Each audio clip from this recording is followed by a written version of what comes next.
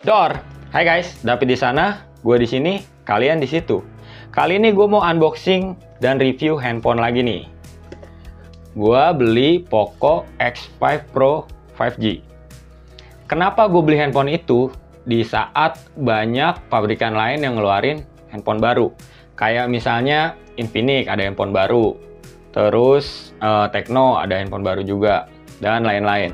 Nanti gue kasih tahu alasannya kenapa gue milih Poco X5 Pro 5G. Tapi yang paling penting karena dia kan pakai Snapdragon 778G. Itu adalah chipset kelas menengah yang paling stabil ya menurut gue sejauh ini. Performanya paling stabil. Jadi gue nafsu sama handphone itu. Daripada berlama-lama, yuk langsung kita unboxing. Kita sambil ini ya guys, sambil bahas alasannya sambil gue buka ya. Sabar.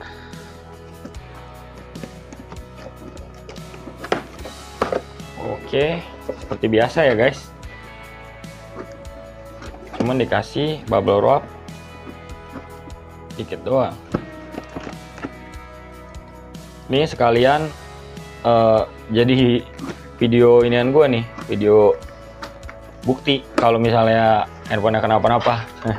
Bukan video unboxing sama review jadinya, malah buat bukti ke Shopee. Ya kocak. Ini ya handphonenya Poco X5 Pro 5G. Dia bubble wrapnya kayak gini doang ya, kayak biasa. Gue beli yang varian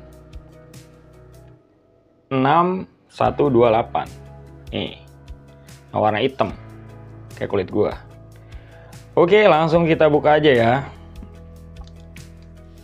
Oke guys, sebelumnya gue mau ngasih tahu juga paling nggak gue mempertimbangkan dua tipe handphone ini ya sebelum gue beli Poco X5 Pro 5G ini. Yang pertama nih Infinix GT 10 Pro.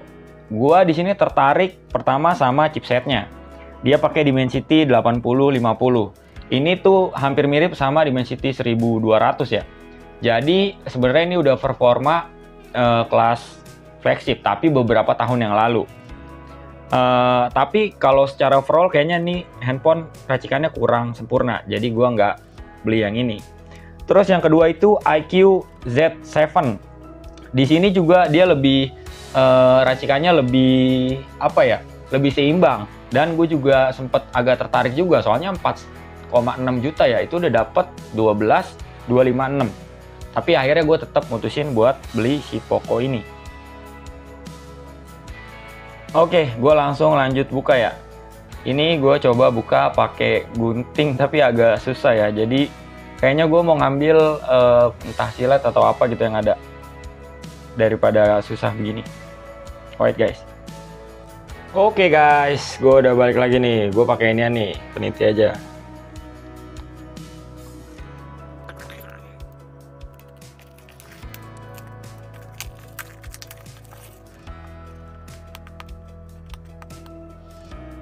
Soalnya ini termasuk handphone yang pakai 778 yang termurah ya. Waktu itu gue pernah unboxing Realme ya, Realme yang pakai 778. Kalian bisa lihat di beranda gue ya. Yuk kita langsung buka nih. Aduh.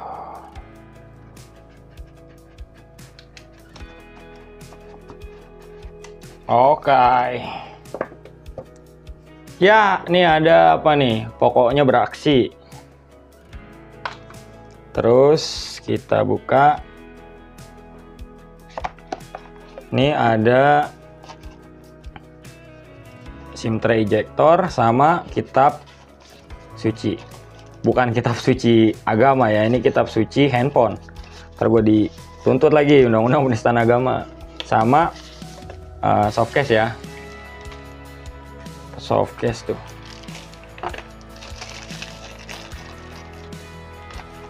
Softcase apa silikon case ini? Ya, itulah.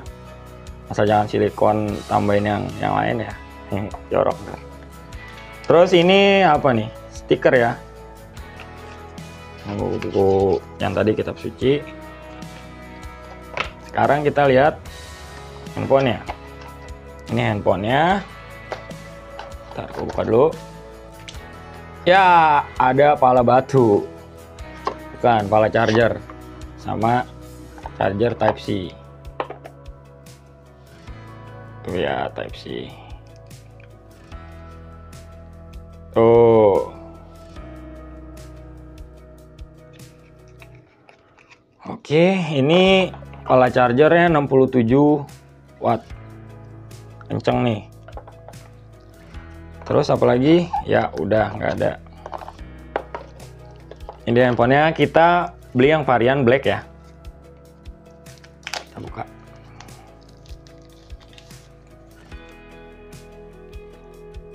Oke, cakep ya handphonenya ya. Ntar gua coba nyalain dulu. Sebelumnya kita mau review singkat ya. Dia di kanan ada tombol volumenya, terus tombol power sekaligus fingerprint ya. Speakernya dia dual ya. Terus ini slot micro SD-nya sama kabel jack masih ada ya guys. Sama infrared blaster. Untuk kameranya ntar ya sekalian gua kasih tahu, sekalian kita review. Oke, ntar gue mau install dulu beberapa kayak Antutu dan lain-lain. Kita balik lagi ya setelah itu. Nih gue nyalain dulu.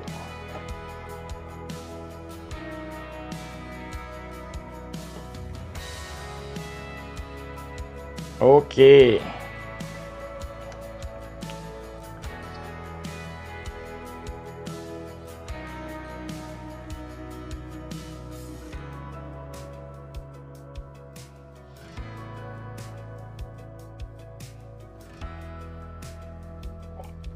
Dia langsung MIUI 14 ya.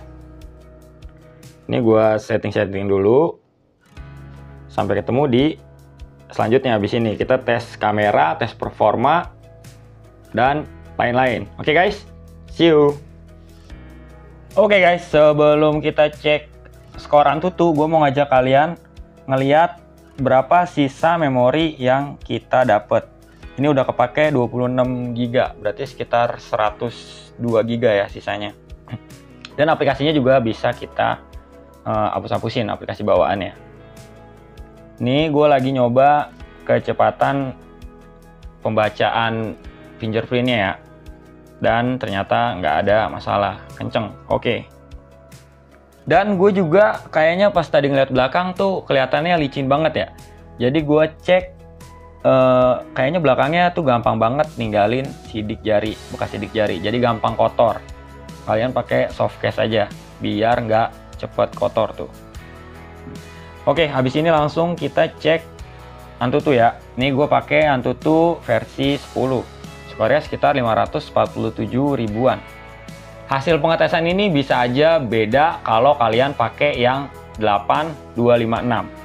Terus habis ini gue mau ngajak kalian kita ngecek speakernya ya. Dia kan pakai Dolby Atmos. Yuk kita cek.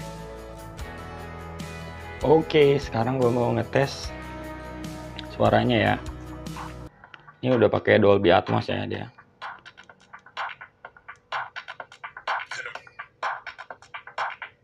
Stereo ya dia speakernya tuh, atas bawah. Lumayan sih kalau dari suaranya. Oke lah, cukup oke speakernya.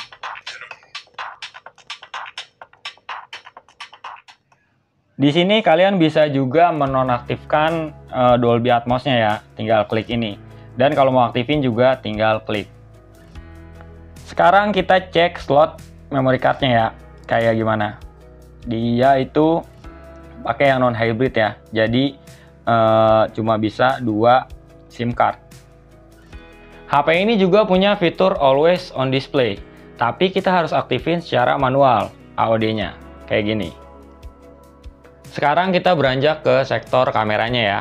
Sebelum kita cek kamera, gue mau kasih tahu dulu spesifikasi kameranya ke kalian. Untuk kamera depan, dia punya resolusi 16 megapiksel dengan bukaannya f2.4 dengan maksimal perekaman sampai 1080p 60 fps. Nice kan? Untuk kamera belakang, dia setupnya triple kamera dengan kamera utama beresolusi 108 megapiksel dengan bukaan f1.9 dan ukuran lensa 1/1.52 inci. Selanjutnya ada kamera ultrawide beresolusi 8 megapiksel dengan bukaan f2.2 dan field of view 120 derajat.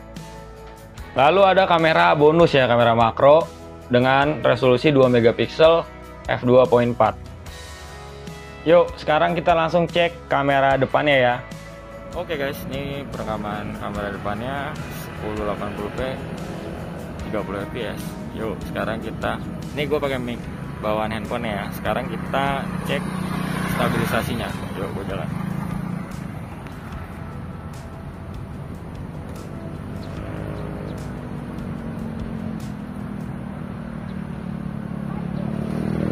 Ya, dekat banget ya.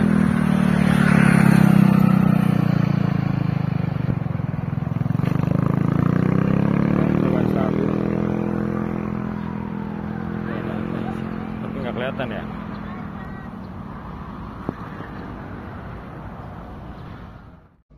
Oke guys, sekarang kita cek yang 1080p 60 fps ya. Kali ini gue voice over pakai mikrofon dari studio. Kalau yang tadi itu adalah suara dari mikrofon bawaan handphonenya. Kalau misalnya kita lihat kualitas gambar ya, sebenarnya ini udah lumayan oke. Tapi dynamic range-nya masih agak lemah ya. Khususnya di 1080p 60 fps ini kan gue slow mo ya, 50% biar kelihatan berjalan di 60 fps. Tapi kalau misalnya kita lihat di 60 fps ini nggak ada stabilisasi tambahan, jadi lebih gempa kalau kalian pakai yang 1080 60 fps. Habis ini kita cek ke kamera utamanya. Oke, sekarang kita cek perekaman kamera utamanya ya. Resolusinya 1080p 30 fps. Ini belum dipakein stabilisasi tambahan ya. Kalau misalnya kita lihat secara sekilas, kameranya oke ya, sebenarnya bagus. Terus ISP-nya juga bekerja dengan baik. Habis ini gue mau kasih lihat ke kalian yang pakai stabilisasi tambahan. Tapi sebelum pakai stabilisasi tambahan, kalau nggak pakai stabilisasi, coba gue mau bawa jalan nih. Nah, kalau misalnya gue bawa jalan kayak gini, itu guncangannya hampir nggak terasa ya, bisa dibilang tanpa stabilisasi tambahan pun ini kameranya udah oke. Ini sekarang kita cek autofocusnya dulu ya. Responnya kayak gimana? Bagus apa enggak? Oke, untuk autofocus aman terkendali ya, responsif. Langsung kita cek 1080p 30 fps plus stabilisasi tambahan. Oke, kita aktifin dulu stabilisasinya. Nah, ini dia kalau pakai stabilisasi. Ini tetap sama ya resolusinya, 1080p 30 fps. Kita bawa jalan dulu. Hampir nggak ada bedanya ya, cuman dia sedikit lebih nge-crop ya, lebih besar jadinya gambarnya. Kalau di bawah jalan juga oke, stabilisasinya. Jadi stabilisasi plus ISP-nya main bareng nih. Habis ini kita cek yang 1080p 60 fps. Apakah stabilisasinya bisa main di situ? Yuk kita cek. Oke, ini tetap gua slow mo ya, 50%. Biar kelihatan jalan di 60 fps. Di sini stabilisasi bawaannya ISP-nya main dan aman, tapi stabilisasi tambahan kayak yang tadi di 30 fps nggak ada. Tapi videonya udah aman, nggak goyang, nggak gempa. Tuh, mulus. Terus penangkapan layarnya juga, penangkapan warnanya aman, nggak berlebihan. Jadi secara overall 1080p 60 fps-nya aman dan bagus. Langsung kita cek autofocusnya ya. Untuk autofocusnya di 1080p 60 fps tetap gue slow mo ya. Dan autofocusnya aman juga, aman terkendali. Tidak ada masalah sedikit pun. Selanjutnya kita cek resolusi 4K 30 fps. Dia stabilisasinya juga ISP-nya jalan ya. stabil. Ini dibutuhkan buat yang pengen gambar lebih tajam ya, buat kalian crop juga nggak apa-apa. Tapi kalau misalnya nggak terlalu butuh yang detail banget, pakai yang 1080p 30 fps juga udah bagus. Ini stabil juga ya, gue bawa jalan aman, gue goyang-goyangin aman juga. Tuh, gue bawa jalan nggak ada masalah. Oke, habis ini kita cek ultrawide. Untuk perekaman ultrawide, resolusi tertingginya 1080p 30 fps fix fokus. Jadi ultrawide ya wajar lah, nggak ada autofocus. Tapi kalau misalnya kita bandingin sama kamera utamanya, jelas agak timpang ya. Tapi buat vlog-vlog standar masih cukup oke kalau menurut gua. Jadi masih bisa diandelin juga, daripada nggak ada kan, daripada kamera gimmick dua-duanya. Ini udah cukup memuaskan kita sebagai pengguna. Untuk video slow-mo-nya bisa di 1080p 120 fps, 240 dan 960 fps. Sama ya, untuk 720-nya juga bisa di ketiga frame itu. Sekarang gue mau cek video low light-nya. Ini 1080p 30 fps ya. Untuk low light masih cukup oke ya, cuman agak terasa sedikit noise ya, jitter. Tapi cuman sedikit aja. Tuh, kan?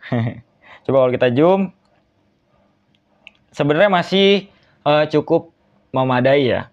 Jangan berekspektasi terlalu tinggi banget.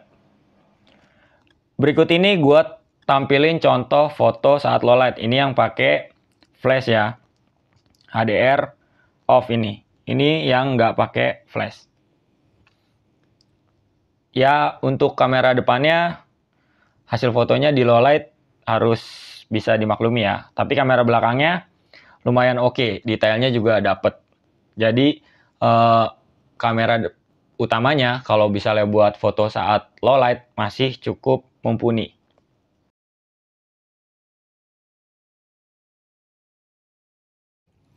Oke, kita sampai di tahap kesimpulan. Kesimpulannya buat gua, handphone ini secara racikan dan SoC adalah handphone dengan harga terbaik ya, harga termurah. Udah AMOLED, ada IP ratingnya, IP53, terus pakai SoC-nya Snapdragon 778G yang udah terkenal stabil. Racikan-racikan lain juga kayak misalnya Dolby Atmos, dia ada. Terus stereo speaker. Jadi secara overall ini handphone sebenarnya udah oke. Tapi karena gue nemuin masalah yang kemarin gue posting di video gue sebelumnya, yaitu layarnya kuning dan buram dan gak enak di mata gitu ya. Pihak service center juga nggak ngecek sama sekali, pihak seller juga ngoper ke service center. Jadi nggak ada penyelesaian, gue termasuk yang kapok buat beli Poco lagi. Ini pribadi gue ya. Oh iya, kalau misalnya kalian pengen lihat videonya, nanti gue kasih linknya di deskripsi ya. Kalau misalnya kalian mau cek. Oke guys, gitu aja ya. Terima kasih udah nyimak. Sampai ketemu di video selanjutnya. See you guys.